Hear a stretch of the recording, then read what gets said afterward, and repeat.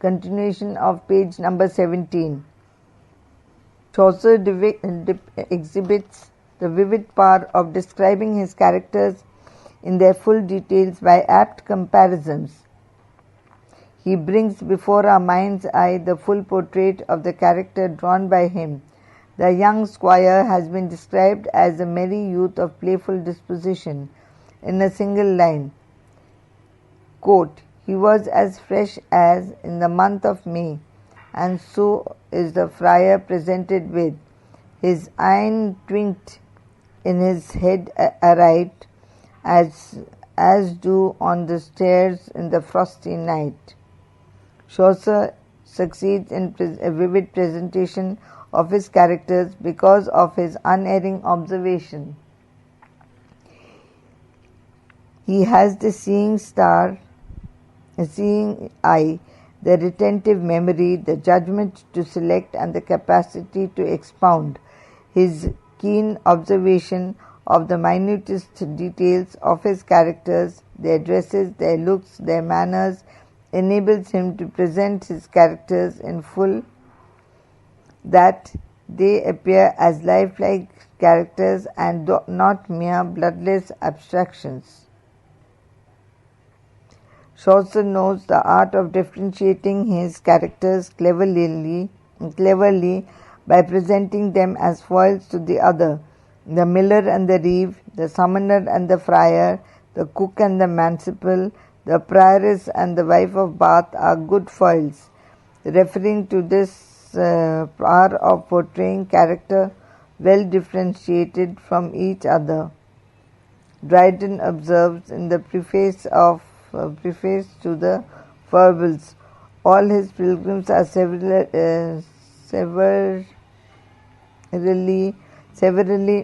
distinguished from each other, and not only in their inclinations but also in their physiognomies and persons." Baptista Porta could not have described their natures better than by the marks the poet gives them. End of page 17. Now page 18. The matter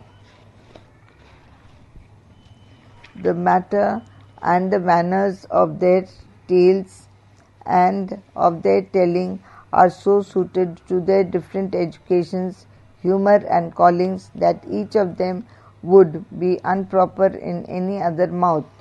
Even the grave and serious characters are distinguished by their several sorts of gravity. Their discourses are such as belong to their age, their calling and their breeding, such as are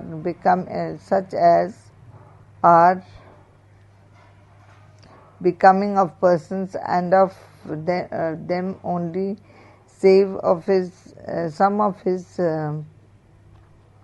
of his persons are vicious and some virtuous, some are unlearned, or as Chaucer calls them, lewd, L-E-W-D, lewd, and some are learned. Even the ribaldry of the low characters is different. The reeve, the miller, and the cock are several men, and distinguished from each other, as the mincing lady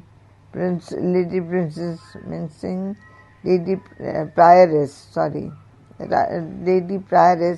and the broad-speaking gap-toothed wife of Bath. It is sufficient to say, according to the proverb, that here is God's plenty.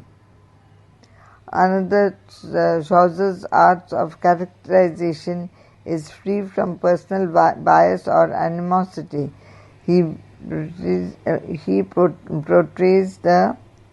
portrays character objectively, impartially, and disinterestedly, even without betraying his animosity against any of them.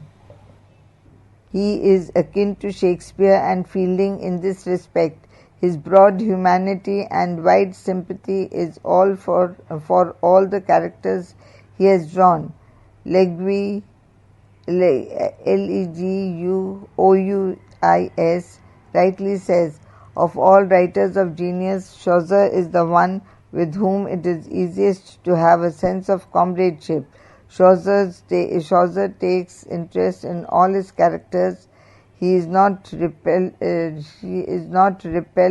by their foibles, but shares their foibles and their feelings, becoming one with them for the time being. In time, Chaucer is content to picture a world in which the rain falleth alike upon the just and unjust, and in which the latter seems to have a liberal share of the umbrellas. He enjoys it well and describes its inhabitants as they are, not as birds think that they ought to be. The reader may think this or that character deserves to come to the bad end, but not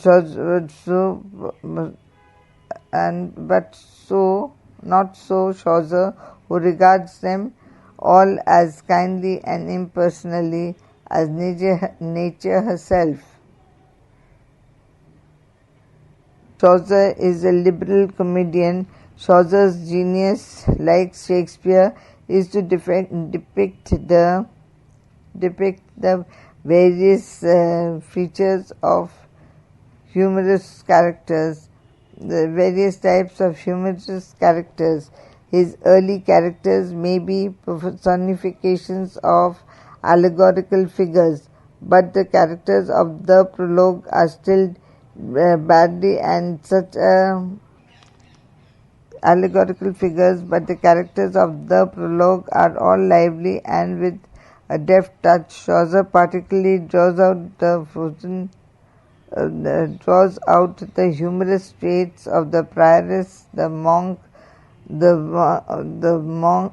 wife of Bath, the franklin, and the doctor of physic.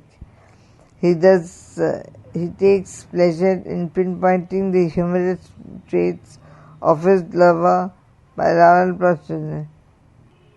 His earlier characters may be personifications of allegorical figures, but the characters of the prologue are all lively and with a deft touch. Chaucer particularly draws out the humorous traits of the prioress, the monk, the wife of Bath, the franklin, and the doctor of physic. He takes pleasure in pinpointing the humorous traits of his characters. As Lowell says, long before Balzac, Chaucer conceived and exhibited the human comedy. Chaucer reveals his characters by their colors, dresses, and appearances. Thus, the king's bemothered haber gown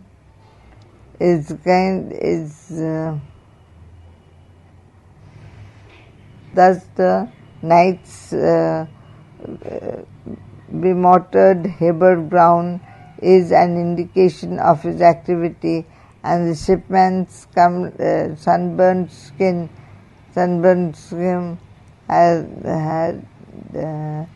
of his seafaring life. Sometimes the character is revealed to us through the thoughts and actions of the men and women. The gentility of the knight is revealed by his soothing words to other pilgrims. The railing of the miller and reeve and reflect their character, and the quarrels of the friar and the summoner bring out in their true colors. There is an open atmosphere about the characters. His people are always on the move. Never do they become shadowy or lifeless. They shout and swear and plow and laugh and sweep, interrupt the story storyteller, pass compliments, and in general behave themselves as we might expect them to be in the dramatic circumstances of the narrative. Chaucer's characters are not like Ben Jonson's humors. Narrative. Chaucer's characters are not like Ben Jonson's humors. They are